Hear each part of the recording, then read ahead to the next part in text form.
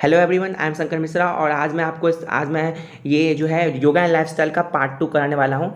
Yoga and lifestyle का part 2 है ये। और यदि आपने पार्ट 1 नहीं देखा है तो जाके देख लीजिए, जिसमें मैंने बताया है ओबेसिटी के बारे में और उसके आसन्स के बारे में बताया है, उसके बेनिफिट क्या होते हैं सारे आसन्स के, और सारे आसन्स के कॉन्ट्राडिक्शंस भी बताए हैं। ठीक है, तो उसमें मैंने डायबिटीज़ को, ओबेसिटी को ठीक करने के लिए मैंने ट्रिक भी बताए थे। तो ओबेसिटी को ठीक करने के लिए क्या हुआ था, त्रिदेवी ने हाथ में वज्र लिया था और अर्धमतेश्वरासन करने लगी थी। इसी तरीके से आज मैं डायबिटीज़ का भी ट्रिक बताऊंगा। ठीक है ना, ओबेसिटी को ठीक करने के लिए याद है ना आपको। यदि आपने वो वीडियो नहीं देखा है पार्ट 1 वाला तो जाके देख लीजिए, और मैं ये इसका लिंक जो है डिस्क्रिप्शन बॉक्स में दे दूंगा। ठीक है, तो चलिए स्टार्ट करते हैं अपना वीडियो। डायबिटीज़ एक ऐसा डिसऑर्डर है, ठीक है, डायबिटीज़ एक ऐसा डिसऑर्डर है जो कि कॉज होता है या फिर जिसके ये होता है डायबिटीज़ यदि आपका शुगर का लेवल बढ़ जाए आपकी बॉडी में। ठीक है, और यदि आपका शुगर जो है बिल्डअप हो जाए आपके ब्लड स्ट्रीम में। ठीक है, मतलब बढ़ जाए, एक तरीके से कह सकते हो आप इस तरीके से, जैसे शुगर का लेवल बढ़ जाता है आपके उसमें बॉडी में, तो उसका डायबिटीज़ का प्रॉब्लम होता है। ठीक है, तो अब कुछ आसन है डायबिटीज़ को कम करने के लिए। फर्स्ट आसन है भुजंगासन, जो इस तरीके से करते हैं, हम सीधे पेट के बल लेट जाते हैं, देन अपने दोनों हाथ को ऊपर उठाने की कोशिश करते हैं, और ठीक है, और आपके पैर बिल्कुल वैसे पीछे, मतलब जब आप लेटते हो ना पेट के बल तो वैसे ही रहना चाहिए, और बस आप अपने ऊपर के हिस्से को उठाने की कोशिश करते हो। That is bhujangasana. ओके, इसके बेनिफिट और कॉन्ट्राडिक्शन पढ़ेंगे आगे, पहले उससे पहले हम ट्रिक भी देखेंगे। ठीक है, पश्चिमोत्तासन देख लो। पश्चिमोत्तासन हम क्या करते हैं, अपने पैर को आगे फैला लेते हैं और मतलब दोनों जो मतलब ये है ना, दोनों पैर को, उंगली को पकड़ने की कोशिश करते रहते हैं। ठीक है, तो ये हमारा है, और अपने गर्दन को भी नीचे झुकाते हैं, उसे हम कहते हैं पश्चिमोत्तासन।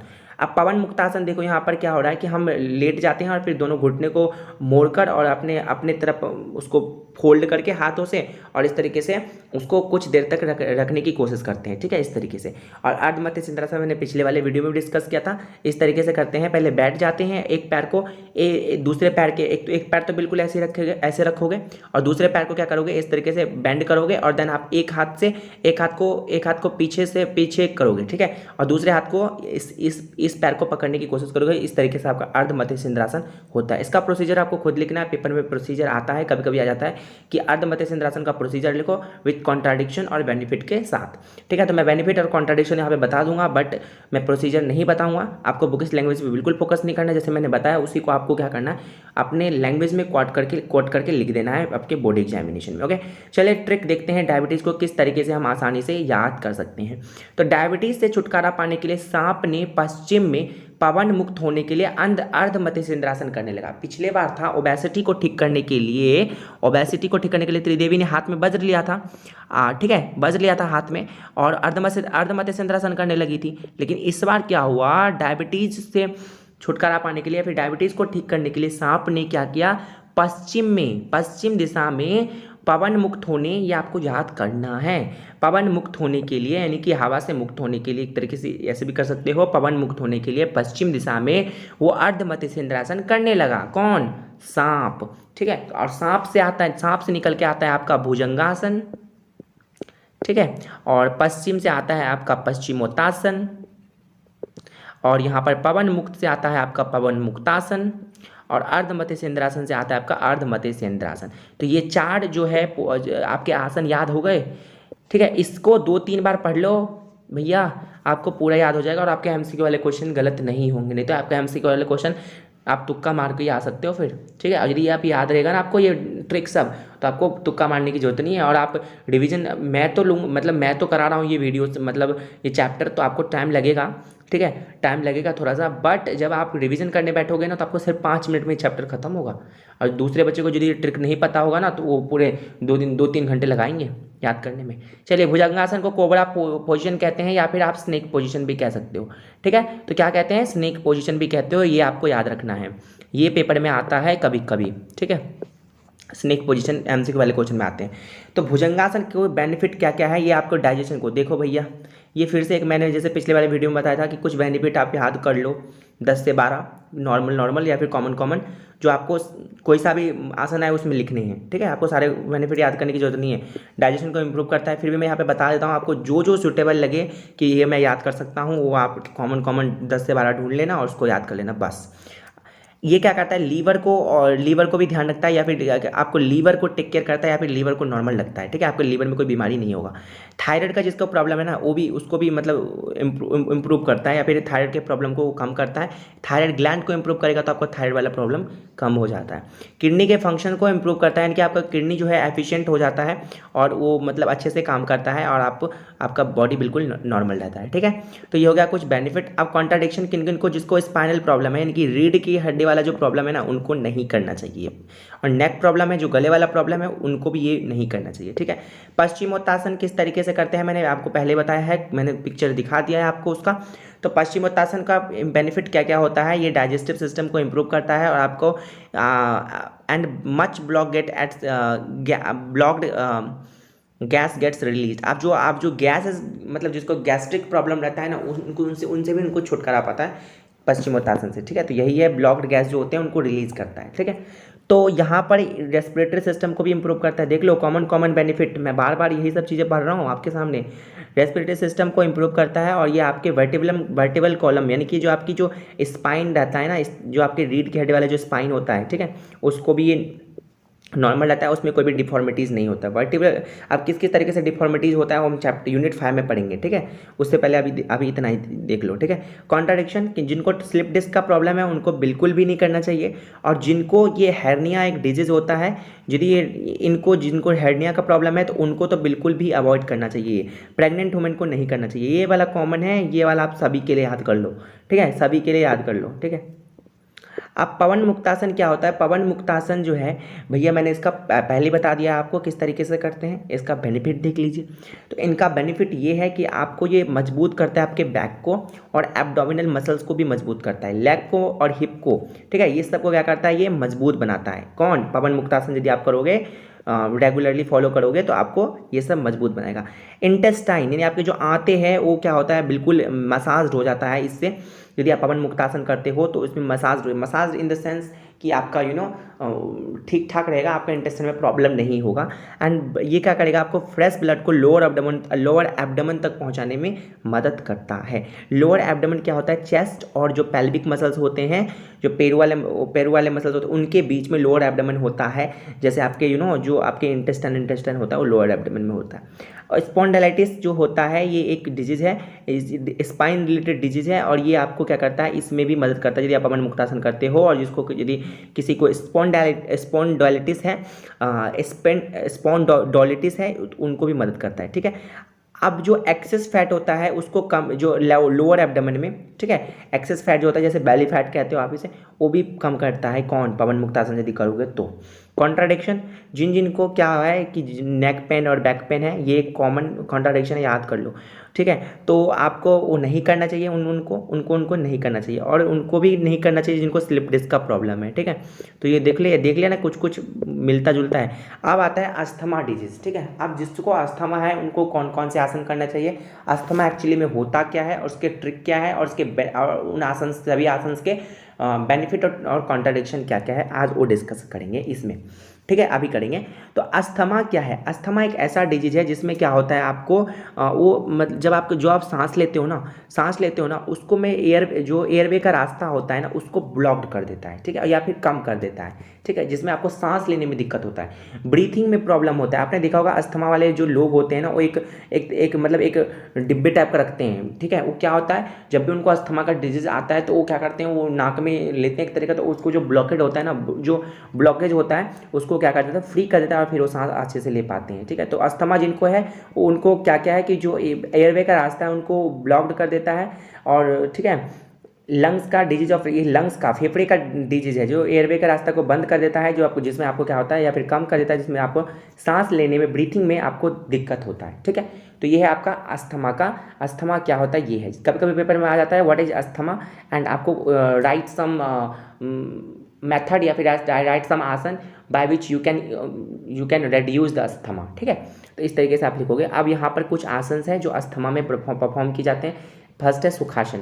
सुखासन में हम क्या करते हैं, दोनों पलथी मार के बैठ जाते हैं और एक पैर को दूसरे पैर के अंदर रख के और देन हम क्या करते हैं, दोनों हाथ को अपने घुटनों पे रखते हैं और देन आंख बंद करके सांस लेते हैं और छोड़ते हैं इस तरीके से।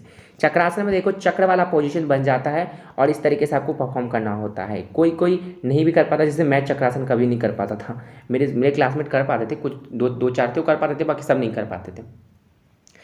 ठीक है, अब यहाँ पे आता है पर्वतासन। पर्वतासन में देखो क्या किस तरीके से करना है, पलथी मार के बैठ जाना है, एक पैर के अंदर दूसरे पैर में रख के और फिर आपको हाथ को ऊपर करना है। ठीक है, और दोनों हाथ को पकड़ के इस तरीके से फोल्ड करके रखना है। ठीक है, और कुछ समय के लिए जितने समय तक रख सकते हो, फिर उसको रिलैक्स होना है, फिर आपको रेस्ट लेना है एक मिनट के लिए और फिर आपको करना है। ये 10 से 15 मिनट करोगे तो बहुत ही हेल्पफुल होता है बॉडी के लिए। कभी मैं करता था ये वाला जो आसन है मैं करता था, पर्वतासन। ठीक है, अब यहाँ पे है गोमुखासन। गोमुखासन मतलब देखो यहाँ पर आपको क्या करना होता है, इस तरीके से बैठ के और अपने हाथ को पीछे, दोनों हाथ को पीछे करके इस तरीके से फोल्ड करना होता है। ठीक है, तो ये इस तरीके से हो गया गोमुखासन। अब जो फिफ्थ है यहाँ पे देखो पश्चिमोत्तासन, जो मैंने पहले भी बता दिया है। मत्स्यासन, मत्स्यासन यानी मछली वाला पोज। ठीक है, फिश पोज भी कहते हैं इसे, और ये इस तरीके से परफॉर्म किया जाता है। भुजंगासन जो मैंने पहले ही बता दिया है आपको, ठीक है, डायबिटीज़ वाले में भी। तो ये देखो यहाँ पे 7 है। ठीक है, अब यहाँ पर 7 आसन है। क्या आप ये सारे आसन को याद कर सकते हो? सारे आसन देखो, सभी आसन में कुछ सभी डिजीज में कुछ आसन सेम है या फिर कॉमन है, तो आप सारे आसन नहीं याद रख सकते इतने सारे, इसीलिए मैंने ट्रिक बनाए हैं। ट्रिक याद कर लोगे तो उसमें क्या होगा, आपके सारे आसन याद हो जाएंगे। ठीक है, और आपके MCQs वाले क्वेश्चन ऐसी से आते हैं और आप फंस जाते हो, नहीं कर पाते हो, तो ट्रिक याद रहेंगे तो कर पाओगे ना।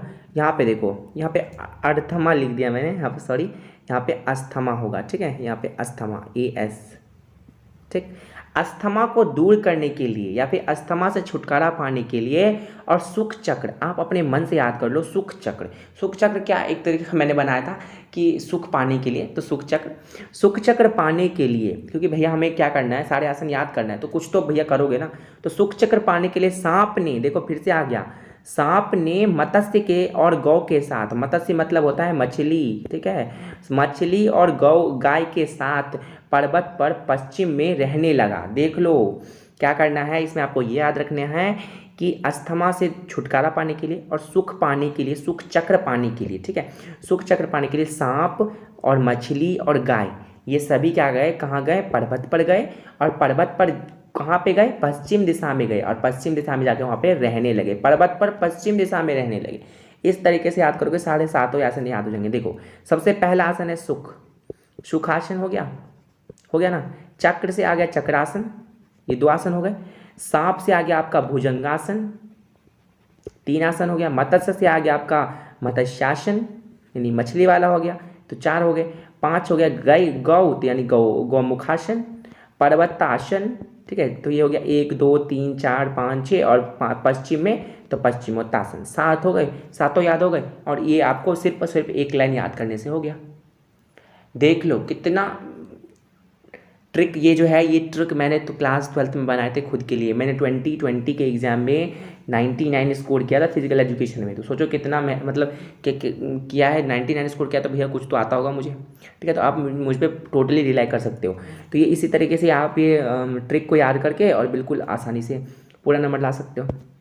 MCQs वाले क्वेश्चन तो नहीं छूटेंगे मेरे हिसाब से आपको। आप सबसे पहला था सुखासन का बेनिफिट क्या होता है। सुखासन का मैंने बता दिया आपको किस तरीके से करना है।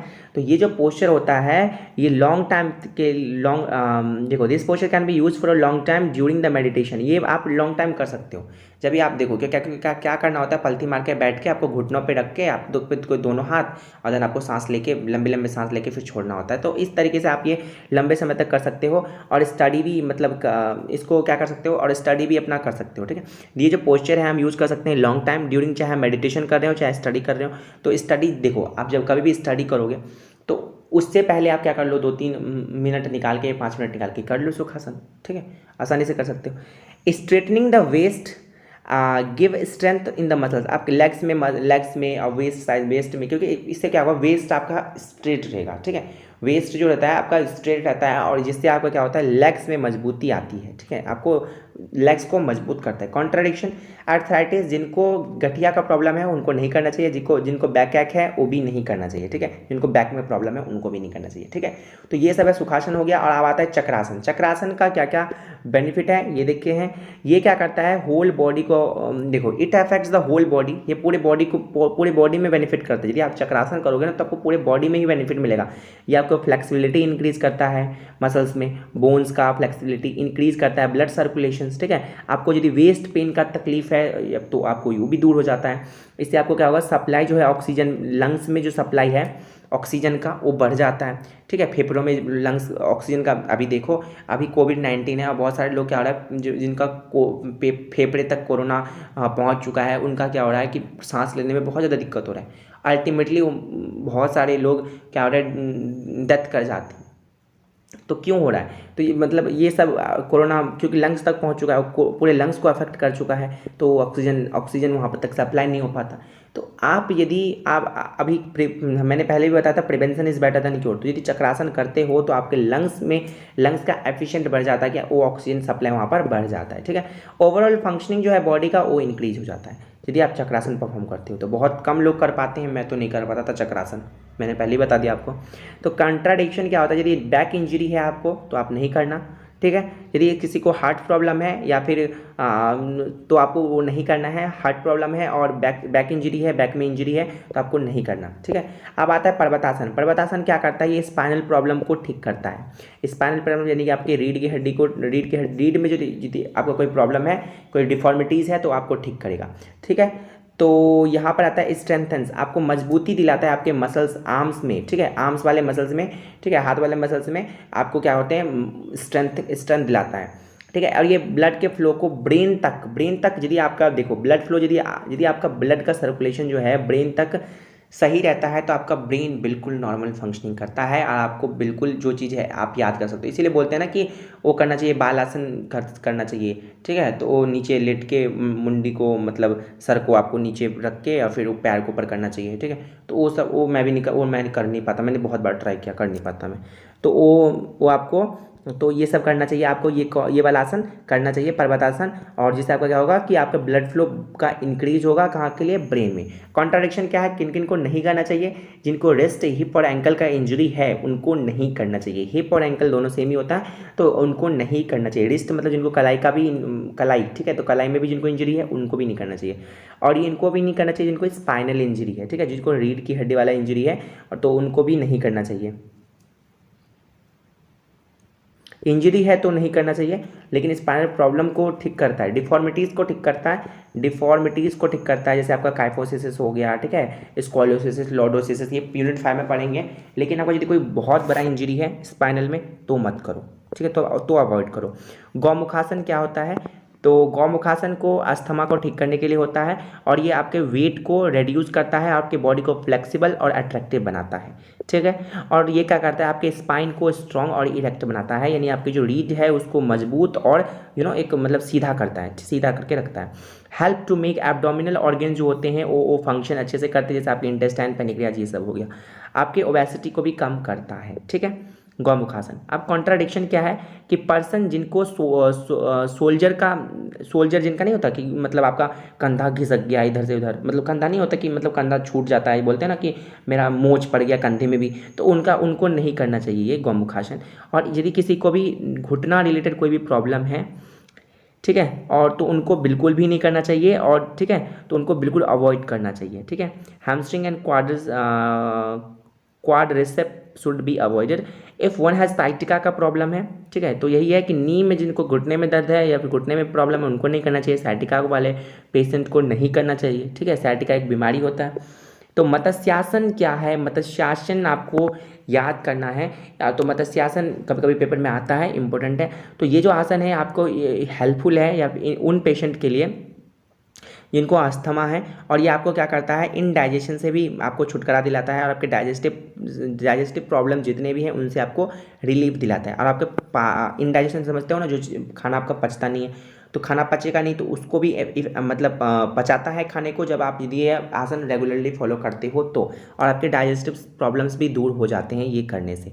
Keep the blood clean, keep the blood clean. आपको ब्लड को क्या करना चाहिए, आपके बॉडी को, आपके बॉडी में जो ब्लड है उनको क्या करता है, साफ रखता है। आपको कोई भी ब्लड में इन्फेक्शन या फिर ब्लड में कोई भी दिक्कत नहीं होगा। आपके डायबिटीज़ वाले पेशेंट के लिए, डायबिटीज़ वाले पेशेंट के लिए बहुत ही एफिशिएंट है।